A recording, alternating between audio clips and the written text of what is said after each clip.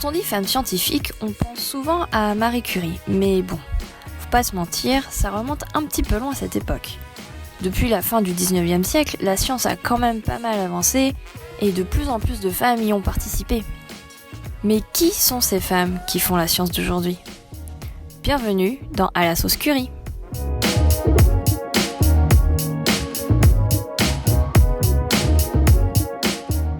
Je m'appelle Mélissa, j'ai 32 ans et je suis moi-même scientifique. À l'occasion de ce 11 février, journée des femmes et des filles de science, j'ai souhaité à travers ce podcast donner la parole à des femmes inconnues du grand public qui ont choisi de faire leur carrière dans le domaine des sciences, technologies, ingénierie et mathématiques, plus communément appelées les STEM.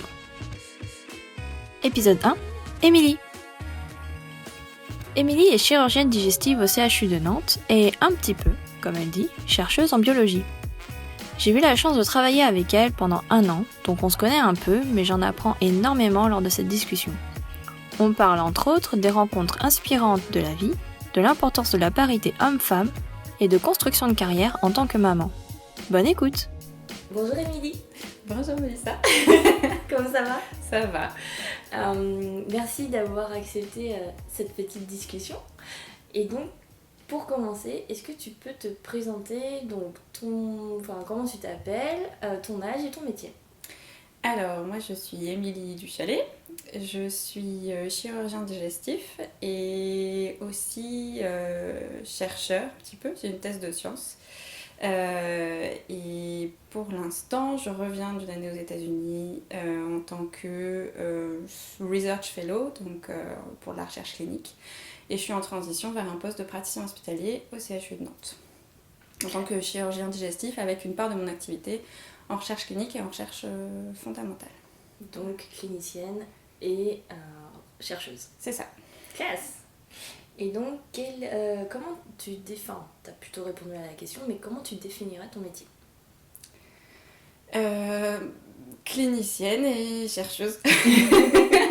Une part des deux. Puis je pense que l'un et l'autre sont complémentaires et j'envisage pas, en tout cas pour l'instant, d'en retirer une partie.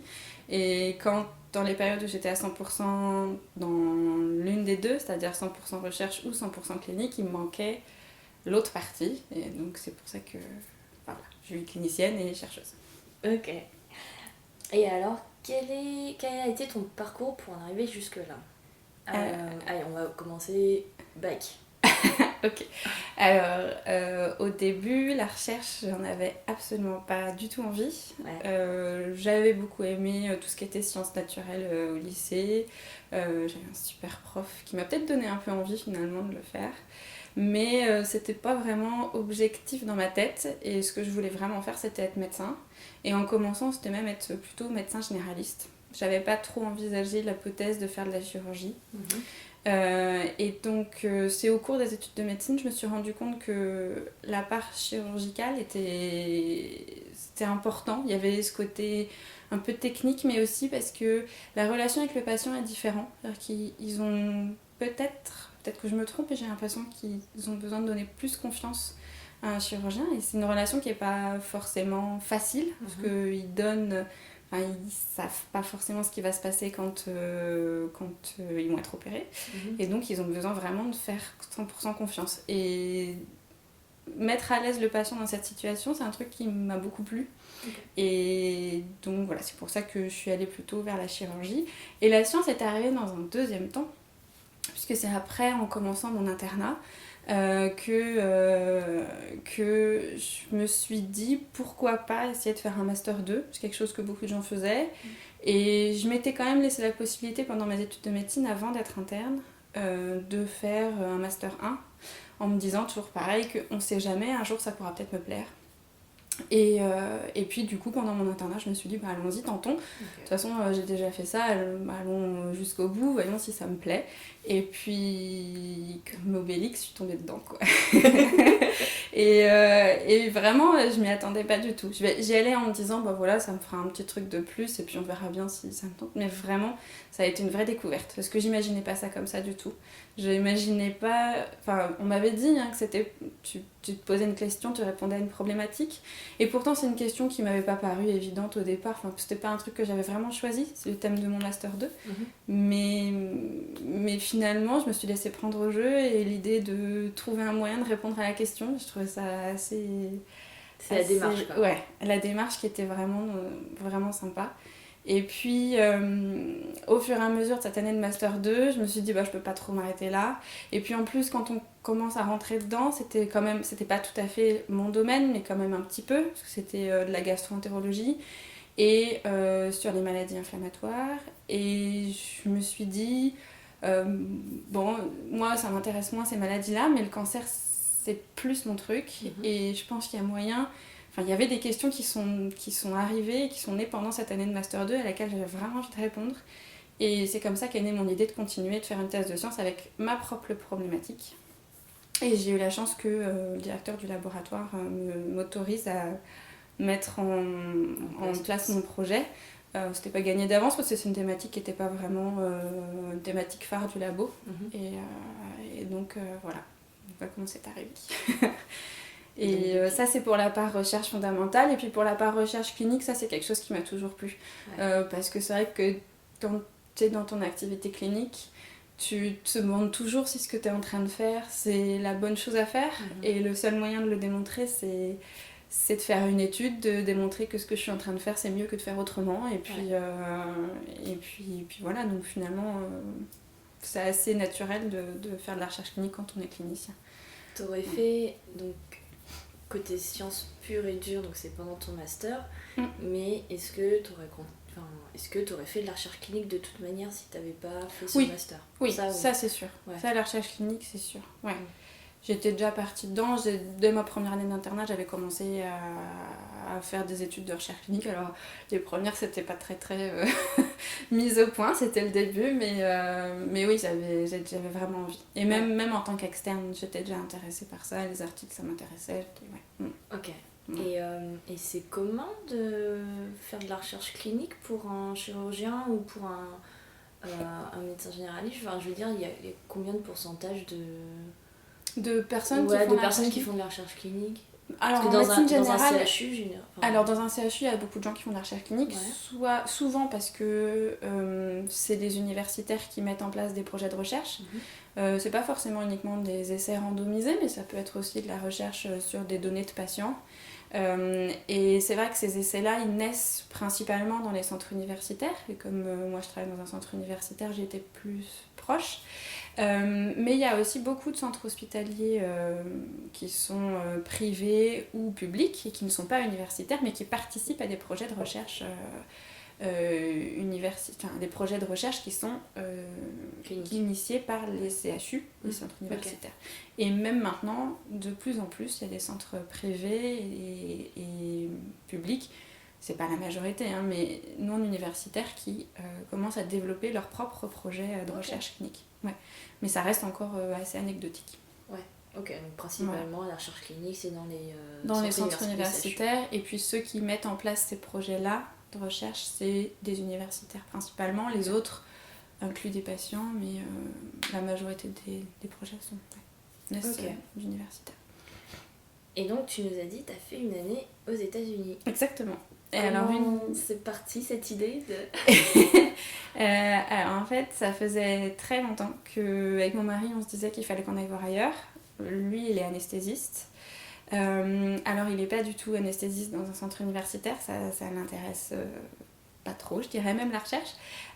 Par contre, ce qui l'intéresse beaucoup, c'est l'organisation d'un service, comment on gère tout le personnel, que ce soit médical, paramédical au sein d'un service.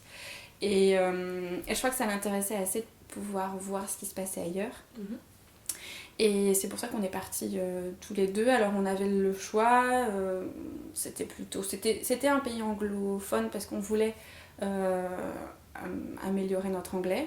Et puis pour moi qui fais de la recherche, c'était hyper important d'être à l'aise en anglais pour écrire, pour parler, puisque maintenant il y a quand même beaucoup d'interactions entre les pays anglophones et puis les pays européens non anglophones. Et tout se fait en anglais, donc voilà. Et puis les États-Unis, alors plus parce qu'ils sont quand même assez dynamiques sur le plan de la recherche clinique, et puis c'est quand même les centres qui ont... Enfin, le centre où j'étais était un des centres, et peut-être même le centre où il y avait plus de patients opérés de chirurgie du rectum, ce qui m'intéressait. Donc toi, pour ton sujet, quoi. Voilà, et donc la Mayo Clinic Rochester, c'était là où il y avait une plus grosse série de patients, et le but était de faire la recherche clinique, donc c'était pour ça qu'on a choisi ce pays-là. Voilà. Et t'as kiffé. Et voilà. C'était une super année. Ok. Est-ce que pendant ton parcours, tu as rencontré des difficultés et si oui, est-ce que tu crois que c'était dû au fait que tu étais une femme ? Alors, je pense que ce n'était pas dû au fait que j'étais une femme. Ok. J'ai pas cette impression. On en parle beaucoup entre femmes de chirurgiens et chercheurs. D'ailleurs, on a... Il y a beaucoup de femmes chirurgiens ?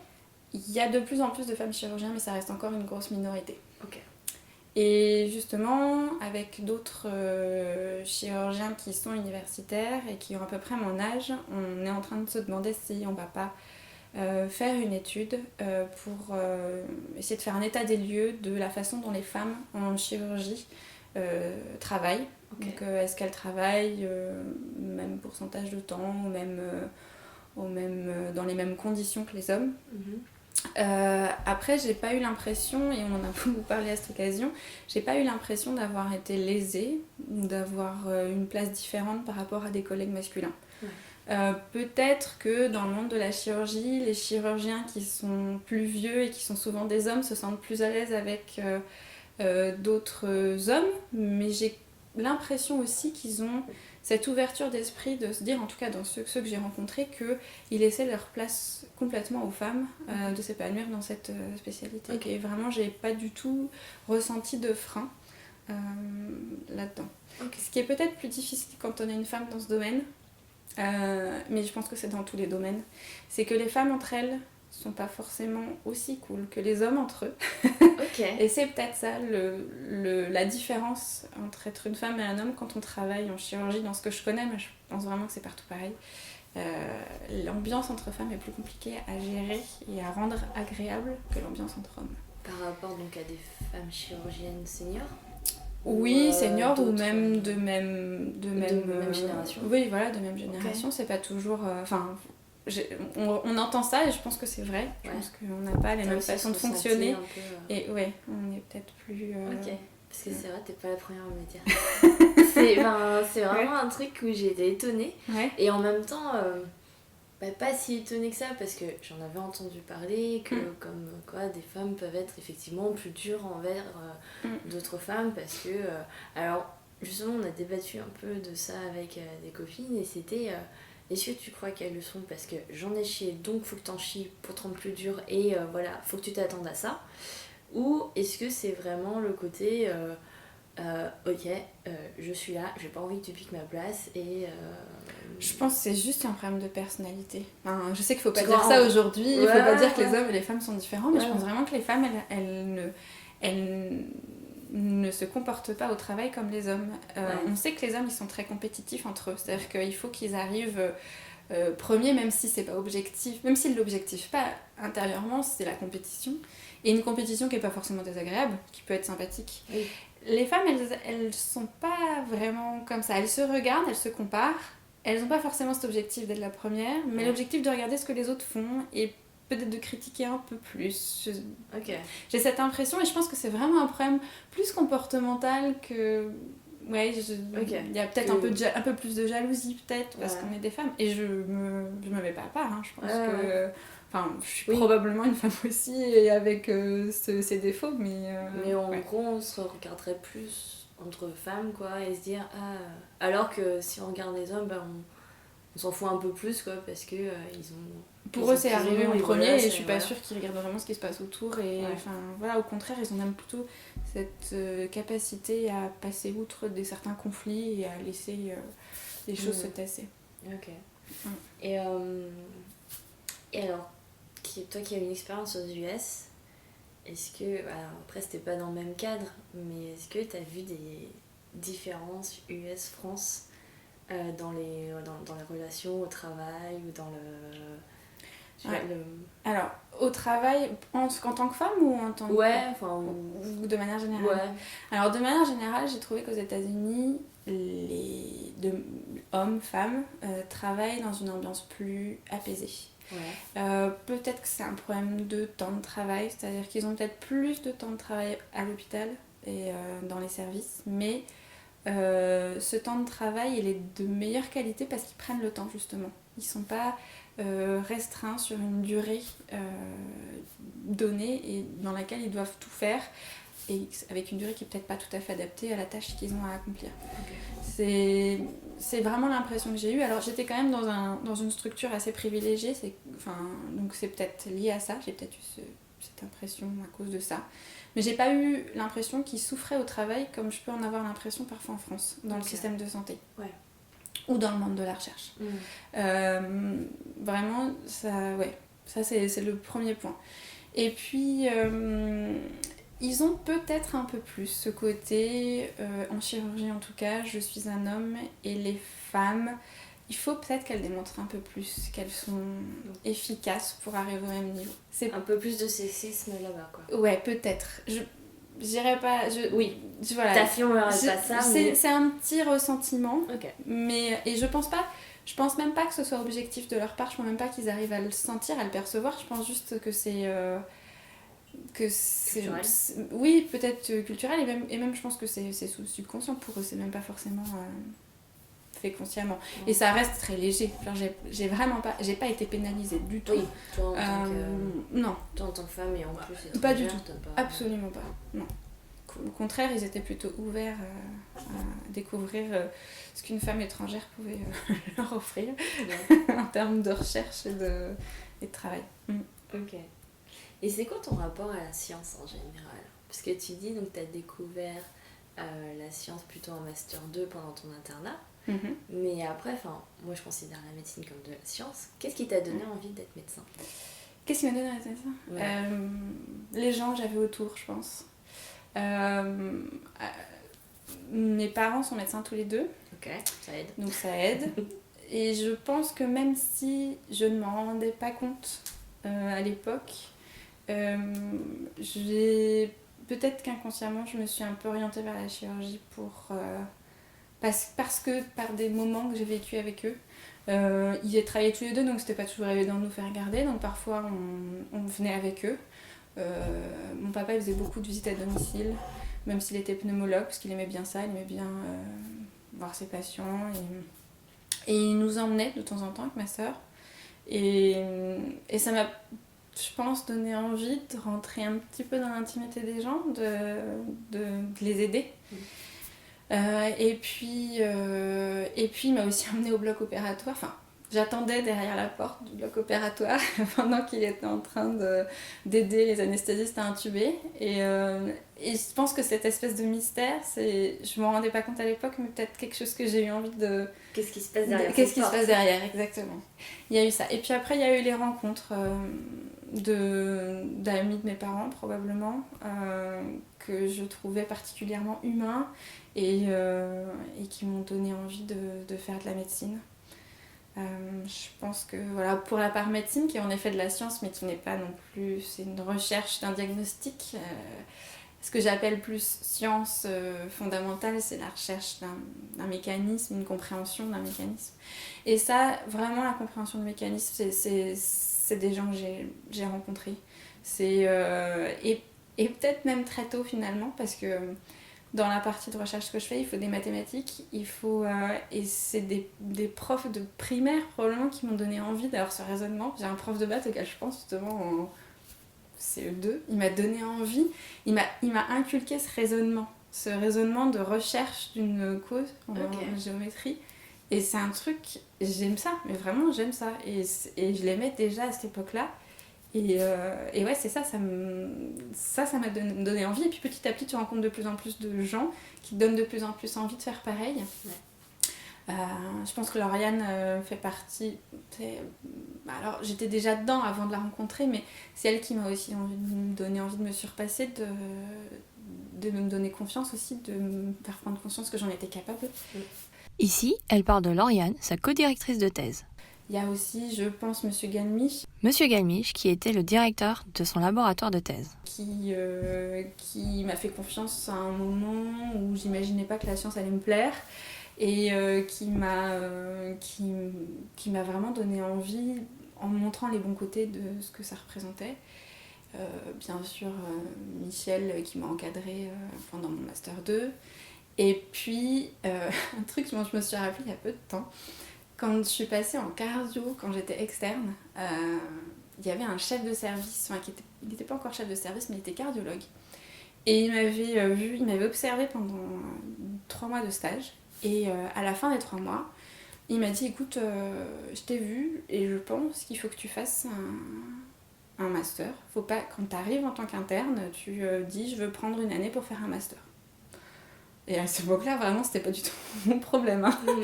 Et je l'avais regardé, je lui ai dit, mais vous me connaissez pas, comment vous pouvez dire ça, quoi. Et puis moi, ça me donne pas du tout envie, quoi. Qui vous dit que j'ai envie de faire un master? Et quand j'ai fait mon Master 2, je me suis dit, mais il avait vraiment raison. Et en fait, il est vraiment pas passé à côté, il s'est vraiment rendu compte. Et puis, avant que moi je m'en rende compte, c'était marrant. Que tu avais cette démarche, que tu avais cette curiosité. Ouais.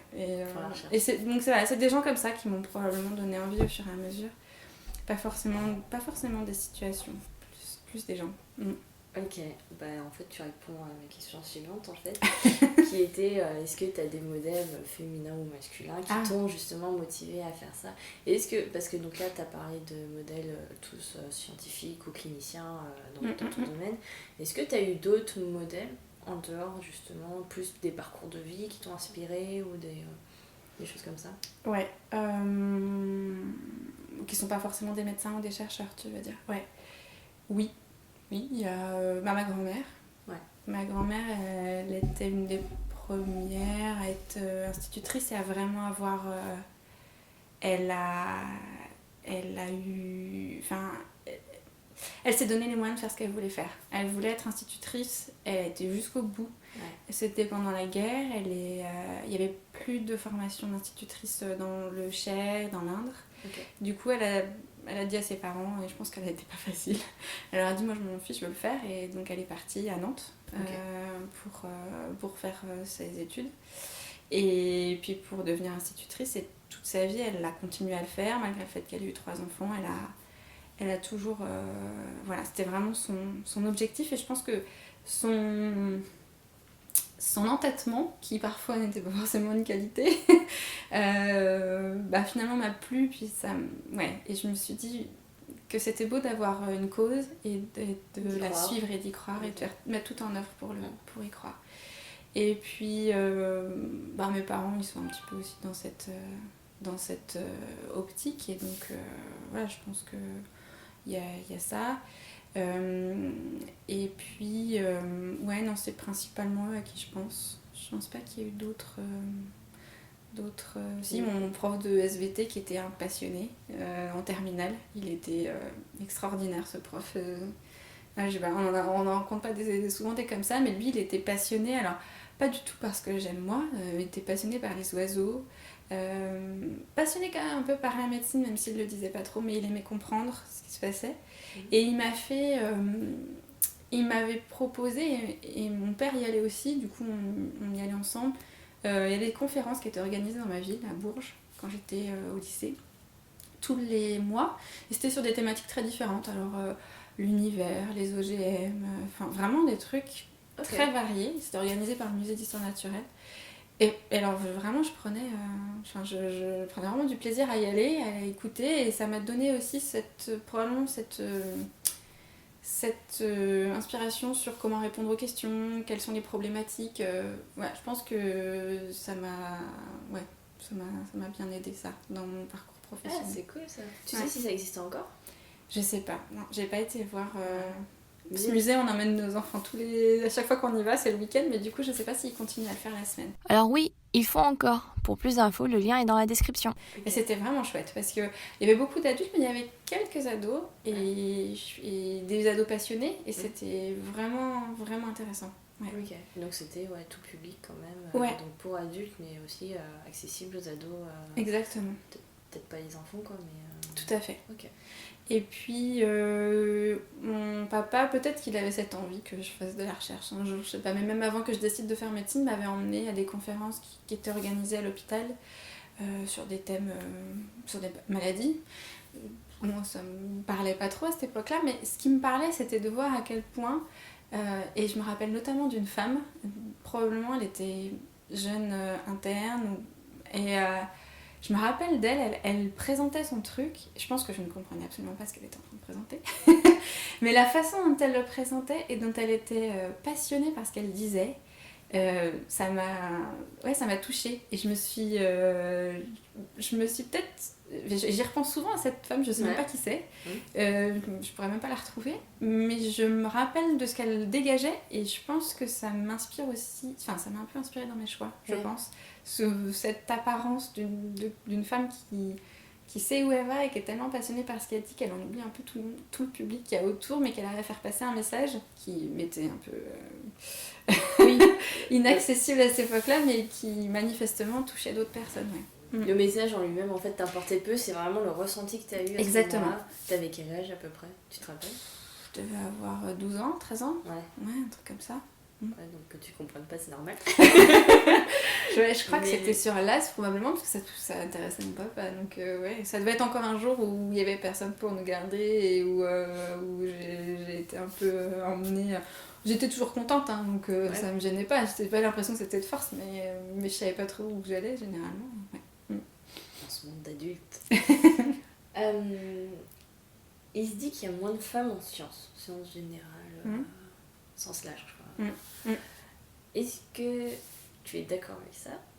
Et comment tu l'expliques? Alors, il y a peut-être moins de femmes. En tout cas, clairement, en médecine, il y en a de plus en plus, mais dans certains domaines, il y en a quand même très peu. Parce qu'il y a quand même pas mal d'étudiants en médecine. Ouais. Mais à la fin... Je pense qu'il y en a de plus en plus. Je me rappelle plus des chiffres exacts, mais je crois que maintenant elles dépassent, elles sont majoritaires en médecine.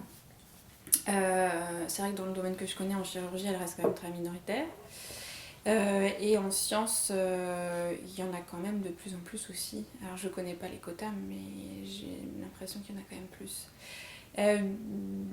Alors pourquoi on a l'impression qu'il y en a moins? Je pense qu'on s'imagine que c'est un métier dans lequel il faut être impliqué à 100% et dans lequel il faut donner du temps. Et j'imagine que dans la tête des gens, une femme ne peut pas forcément s'investir complètement à ce point-là parce qu'elle a aussi, et ça reste culturel, sa famille à gérer. Mais ça, c'est en train de changer parce que j'ai quand même l'impression que de plus en plus les hommes s'investissent dans la famille et presque autant, voire même plus que les femmes qui, elles, s'épanouissent beaucoup plus qu'avant dans leur métier. Donc je pense que tout ça, c'est en train de changer. Est-ce que cette phrase va plus... Non, je pense que dans 20 ans, c'est peut-être l'inverse, on se dira, ils sont où les hommes? C'est trop bien. Enfin, quand même une balance. Ah oui, non, et vraiment. Et alors ça, c'est un point hyper important. Rapport à ce qu'on disait tout à l'heure sur les femmes et l'ambiance entre femmes. Il faut une mixité de sexe dans une équipe et ça me paraît indispensable.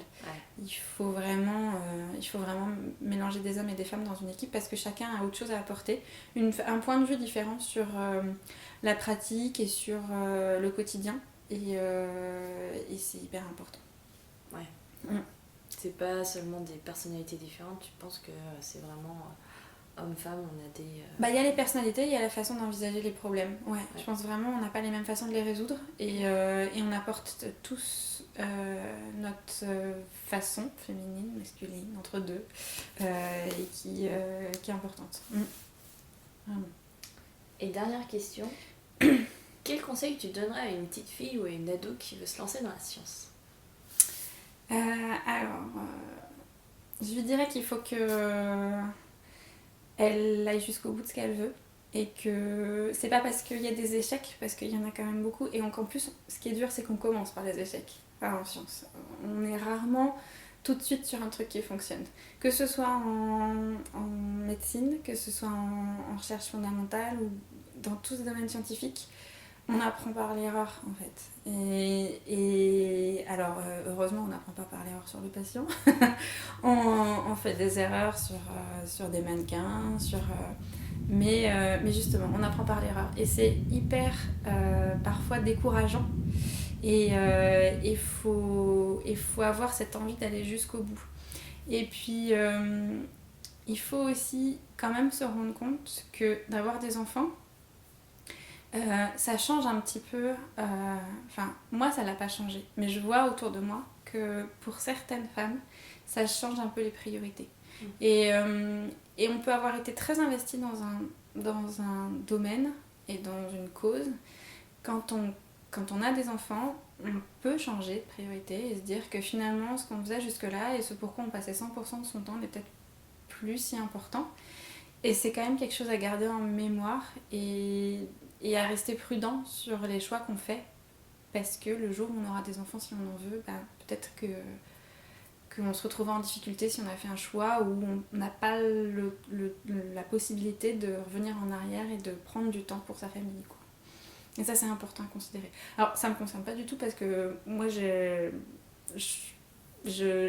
c'est peut-être un petit peu au détriment de ma famille, mais je passe beaucoup de temps au travail. Mais je pense aussi que des enfants et un mari, ils préfèrent voir leur femme et leur maman épanouies, même si elle a passé plus de temps au travail. Le temps qu'elle va passer avec eux, ce sera du temps positif parce qu'elle sera contente.